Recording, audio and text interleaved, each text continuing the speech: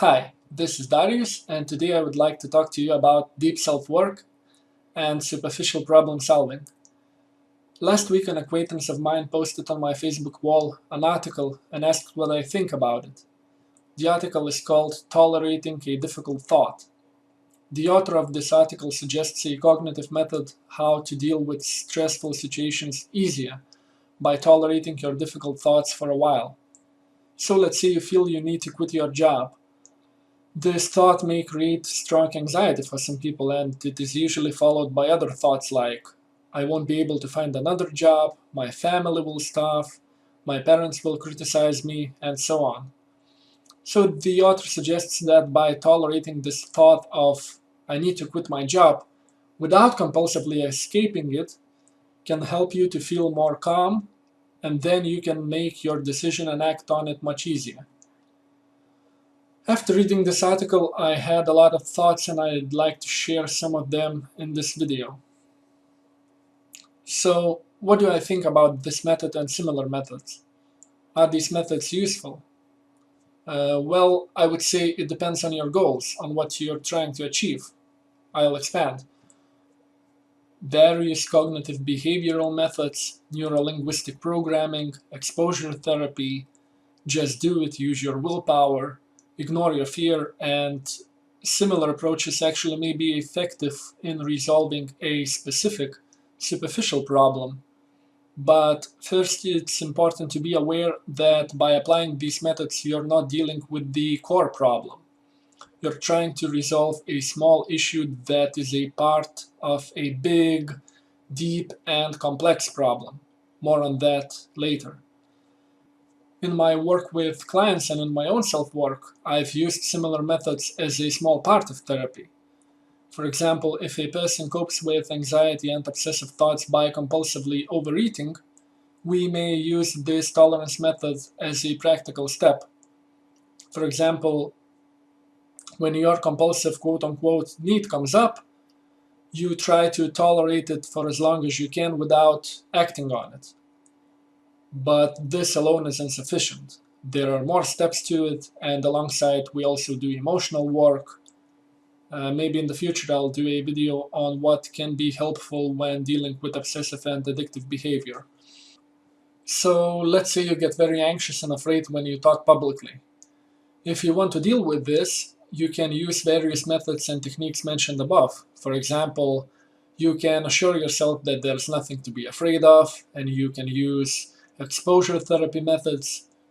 For those who are not familiar with this, exposure therapy is a process when you're basically exposing yourself to an unpleasant thought, emotion, and environment, and this way you gradually adapt to it. In this case, it would be talking publicly despite your fear and anxiety.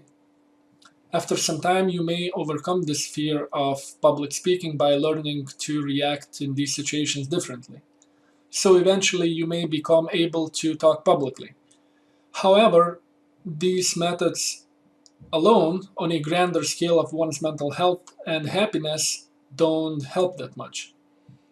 And sometimes they don't even resolve that superficial problem because this fear comes up in a different situation or even in the same type of situation.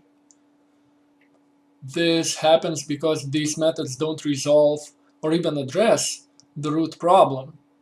There's no real emotional work here. By using these methods, you never explore why you feel the way you feel in this situation, and you don't process your emotions.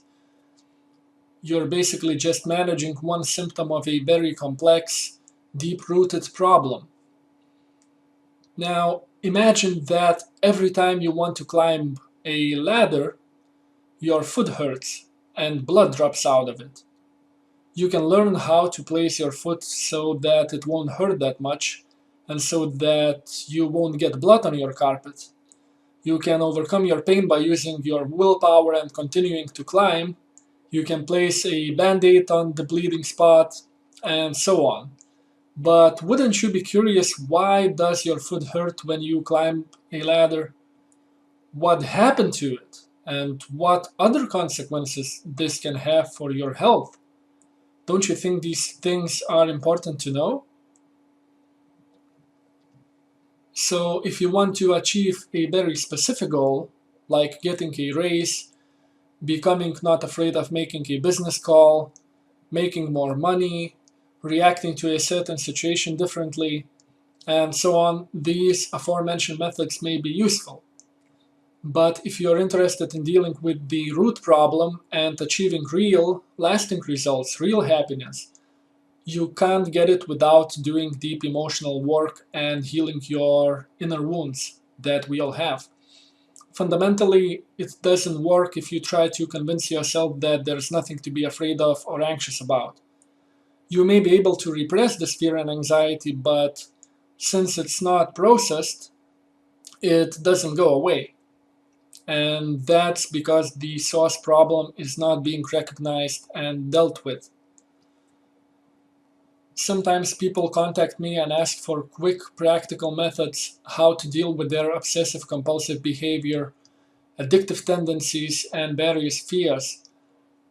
Methods like thought toleration, just do it, and various exposure therapy techniques may be very useful and significantly reduce your unwanted behavior or increase your wanted behavior. But after a while, people notice that the fundamental root problem is still there. It doesn't go away. Even though they don't act so impulsively, they feel less anxiety and have more control in their lives.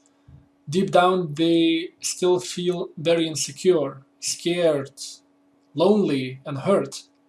And there's a really good reason for that. I'll give you an example. Let's say a person wants to talk with their boss about a raise, but they feel overwhelming fear. They may know that the fear is irrational, and by using cognitive methods, it's possible to overcome this specific fear and actually get a raise. And for a while, this person feels happy and self confident because they got a raise. But after some time, their feeling of anxiety, emptiness, or depression returns. It may return in a different or in a similar form.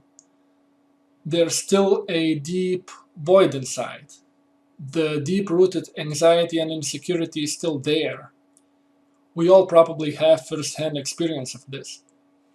So often people contact me and they say that they have already tried various different forms of therapy and things like positive thinking, different religions, various techniques that basically teach how to dissociate and repress your emotions better, or even hoaxes like astrology, magnet placement, chakra cleaning, and stuff like that.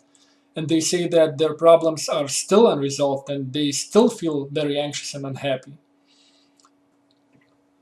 So if you have tried these various methods and found them useful, great, that's awesome.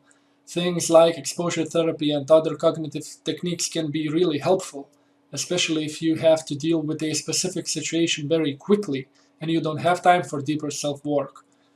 They can help you to expand your comfort zone, achieve some specific goals, and they may greatly aid to your deeper self-work process too. And if you have tried them, but fundamentally haven't resolved your problems, and you still feel anxious, scared, insecure, sad, angry, lonely, numb, or depressed, don't be surprised and try not to blame yourself and consider doing deeper emotional work too. I would like to end it here.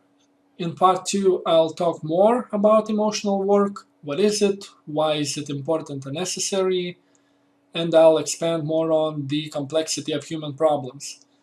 If you found this video useful, please share it with others. Thanks for listening and see you in part 2. Bye.